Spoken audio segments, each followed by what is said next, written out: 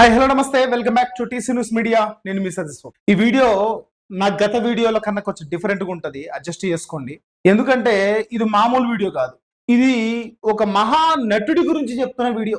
మామూలు నటుడు కాదు, నటించడం అంటే జీవించడం అని, నిజ జీవితంలో జీవించి నటించి ప్రజలను మెప్పించాలని ప్రయత్నం చేసి బోల్తా పడ్డటువంటి ఒక దుర్మార్గమైనటువంటి ఒక బెగ్గర్ వీడియో. ఈ బెగ్గర్ ఎవరు మరి అని ఆశ్చర్యపోతున్నారా? తమిళలో చూసుంటారు కదా, వాడే అభినవ దర్శన్. వీడొక పాస్టర్ అట. ఈయన చరిత్ర తర్వాత అసలు ఏం జరిగింది అనేది మొదట చూద్దాం. ఈయన మహానుభావుడు ఒక పార్టీ పెట్టిండు. ఆ చెత్త పార్టీ పార్టీ పేరు కూడా నాకు గుర్తొస్తలేదు, కానీ ఒక పార్టీ పెట్టాడు.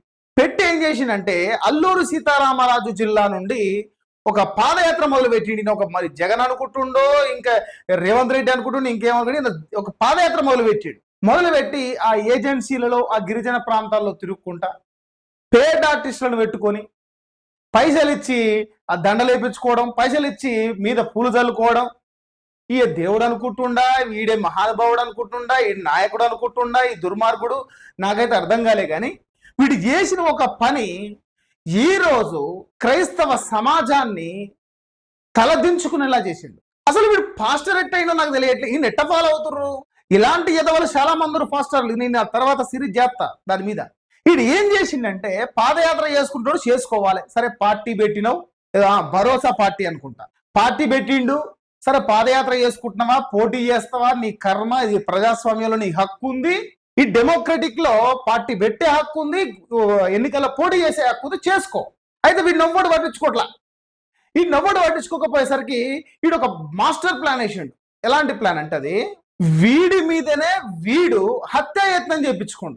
ఈ దుర్మార్గుడు మంచిగా ప్లాన్ వేసుకొని పాదయాత్రకు ఒక రోజు గ్యాప్ ఇచ్చి కార్ మీద వెళ్తున్నట వీని మీద వీడే అటాక్ చేయించుకున్నాడు. ఏదో కత్తులతో పొడిచినట్టు ఆ విజువల్స్ మామూలు కాదు, మామూలు డ్రామా కాదు, హైయెస్ట్ డ్రామా. అసలు సినిమాలు పనికిరావు ఈయన యాక్టింగ్ ముందర. అసలు పడిపోయినట్టు అక్కడ ఏడుపులు. నిజంగా ఎత్తవడం చూసి నిజంగా ఫస్ట్ టైం చూసినోడైతే నిజమేమో అనుకోవడం కాదు. ఈ వీడియోలు బయటకు వచ్చిన తర్వాత చాలా మంది అక్కడ ఉన్న ప్రభుత్వాన్ని విమర్శించడం కావచ్చు. ఇంత ముందుకు ప్రవీణ్ పగడాల లాంటి గొప్ప ఫాస్టర్ గారు చనిపోయారు కదా, ఆ దాన్ని ఉద్దేశించి నాకు కూడా అలాంటి ఒక ఫేమ్ వస్తుందని అనుకున్నాడు ఏమో. కానీ ఈ బెగ్గరు మంచి ప్లాన్ చేసాడు మొత్తం మీద. కానీ ఈ ప్లాన్ ఏమైంది అంటే బిడిచికొట్టింది. బిగినర్ మిస్టేక్ చేసాడు, చిన్న చిన్న మిస్టేక్లే. అసలు వచ్చినోడు కత్తి పట్టుకొని కారు నుండి కాలు బయటికి లాగి పొదల్లోకి తీసుకుపోయి చంపుతాడా? లేదుగా, పొడిచి అక్కడక్కడ పొడుస్తాడు కదా. ఈ మాత్రం ప్రజలకు తెలియదా? ఎట్లా ప్లాన్ చేసినప్పుడు ఉండాలి కదా నాయన. బెగ్గర్గా, సన్నాసిగా, ఓ దద్దమ్మగా కోపం వస్తుంది. వీడు యాక్టింగ్ ఎక్కడ నుండి నేర్చుకున్నాడు అనుకుంటారు? వీడు ఒక కొత్తగా యాక్టింగ్ కాదు, వీడు ఒక సినిమా హీరో. మళ్ళీ గతంలో మిస్డ్ కాల్ అని ఒక సినిమా తీసాడు మహానుభావుడు. సినిమాల్లో ఫేమ్ రాకపోవడంతో సినిమా నుండి పాస్టర్ అయితే ఫేమ్ వస్తుంది అనుకున్నాం, పాస్టర్ అవతారం ఎత్తిండు. పాస్టర్ అవతారం ఎత్తినాక కూడా సరిగ్గా ఫేమ్ రాలే. అప్పుడే ప్రవీణ్ పగడాల గారి ఇష్యూ జరిగేసరికి పవన్ పగడాల మీద ఇట్ట జరుగుతుంది అట జరుగుతుంది అని ఒక 2-3 ఇంటర్వ్యూలు ఇచ్చి, పెయిడ్ ఇంటర్వ్యూలు చేసిండో ఎట్టిచ్చిండో వేసి ఇక ఈయన రాజకీయాల్లోకి వస్తున్నా ఏదో ఉద్ధరిస్తా అన్నట్టుగా ఏదో ప్రజలు ఆదుకుంటారు అనుకుంటారు. కానీ ప్రజలంతా పిచ్చోళ్ళు కాదు. ఆంధ్రప్రదేశ్ ప్రజలు కూడా సంపాదించుకోవడానికి ఫస్ట్ సినిమాలకు పోయినావు, సినిమాల్లో డబ్బులు సంపాదించుకోలేక పాస్టర్ అయినావు, పాస్టర్లో సరిగా ఫేమ్ రావాలని చెప్పి నీ మీద నువ్వే ఈ డ్రామా క్రియేట్ చేసుకున్నావు. సిగ్గుండాలే. ఇలాంటి ఎదవలు, ఇలాంటి దద్దమ్మలు, సౌడ దద్దమ్మలు చాలా మంది ఉన్నారు. అఫ్కోర్స్ అన్ని మతాల్లో ఉన్నారు, క్రిస్టియన్ మతాల్లో కూడా ఉన్నారు. బయట పెడదాం, నేను కూడా ఒక లిస్ట్ తయారు చేస్తా. ఇన్ని రోజులు పాస్టర్ల మీద వీడియోలు చేయొద్దు అనుకున్నాను. ఎందుకంటే అంటే పాస్టర్లు అనే కాదు, ఏ మత బాబాలు కావచ్చు, ఇంకోరి మీద కావచ్చు వీడియోలు చేయొద్దు అనుకున్నా.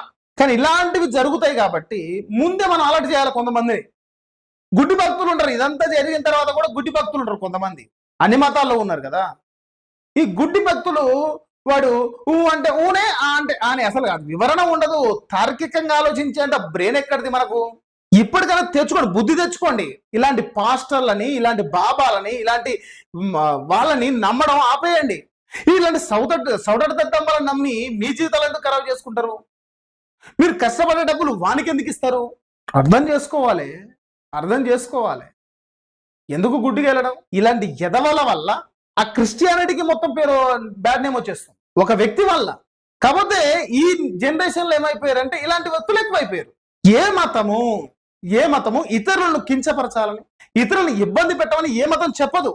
ఇలాంటివి కార్యక్రమాలు చేసి హిందూ ముస్లింల మధ్యలో లేకపోతే హిందూ క్రిస్టియన్స్ మధ్యలో గొడవలు పెట్టడానికి కాకపోతే ఎందుకు పుట్టేవరాని ఎదవ సన్నాసి. సో నేను చెప్పేది ఒకటే, దేవుని నమ్మండి, అది మీ విశ్వాసం.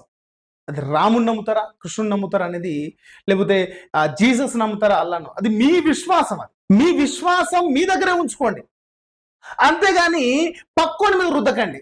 అంటే అనుకోవచ్చు, అంటే మత ప్రచారం అనేటటువంటిది భారతదేశంలో భారత రాజ్యాంగం ఇచ్చిన ప్రతి పౌరునికి ఇచ్చిన హక్కు, అది ఎవరు కాలం లేదు. కానీ నీ దేవుణ్ణి గొప్పగా చెప్పుకోవడానికి పక్కోళ్ళ దేవుణ్ణి, పక్కోళ్ళు ఆరాధించే దేవుణ్ణి కించపరచడం అనేది అది నీ దేవుడు కూడా ఒప్పుకోడు. ఈ బైబిల్లో పౌలు గారు అన్నక్కడ ఉంటారు. ఆయన ఒక ప్రాంతానికి పోయినప్పుడు అక్కడ అనేక మంది ప్రజలు వేరే వేరే దేవుళ్ళని పూజిస్తుంటారు. ఈయన సువార్త చెప్పడానికి అక్కడికి వెళ్ళిన తర్వాత ఆయన అక్కడున్న దేవుళ్ళని ఎవరిని తిట్టాడు. నువ్వు ఏ దేవుణ్ణి ప్రచారం చేస్తానికి వచ్చినావు అంటే పౌలు గారు అడిగితే ఆయన ఏం చెప్తాడు తెలుసా? అన్ని దేవుళ్ళ విగ్రహాలు ఉంటాయి కానీ ఒక దేవునికి పేరు ఉండదు, ఆ పేరు లేని దేవుణ్ణి గురించి చెప్పడానికి వచ్చిన అంటాడు ఆయన. అంతేగాని మిగతా దేవుళ్ళు అట్లా మీరు ఆ దేవుని పూజించొద్దు అని ఏం చెప్పలా. ఈ మట్టి బ్రెయిన్లకు అర్థం కాదు. అది నీ మతాన్ని గొప్ప చేసుకోవడానికి ఇతరుల మతాలను కించపరచడం అనేది సైకోయిజం అవుతుంది. కాబట్టి ఇలాంటి లోఫర్లను నమ్మడం ఆపేసి అంటే బ్రెయిన్కి పని చెప్పండి. ఒకవేళ మీకు ఈ దొంగ బాబాల గురించి కావచ్చు, దొంగ ఫాస్టర్ల గురించి కావచ్చు, మీకు కనుక వీడియో కావాలి అంటే ఈ వీడియో కింద కామెంట్ చేద్దాం. మీరు కామెంట్స్ పర్ఫెక్ట్గా చేస్తే మీకు కావాలని నాకు తెలుస్తుంది. అప్పుడు ఒక సిరీస్ ప్లాన్ చేద్దాం దీని మీద, దొంగ బాబాల మీద, ఈ దొంగ విశ్వాసాల మీద, మూఢనమ్మకాల మీద ఒక భారీ ప్లాన్ చేద్దాం. ఒక మంచి వీడియో, ఒక సిరీస్ ప్లాన్ చేద్దాం. ఓకేనా? సరేనా మరి? Thank you.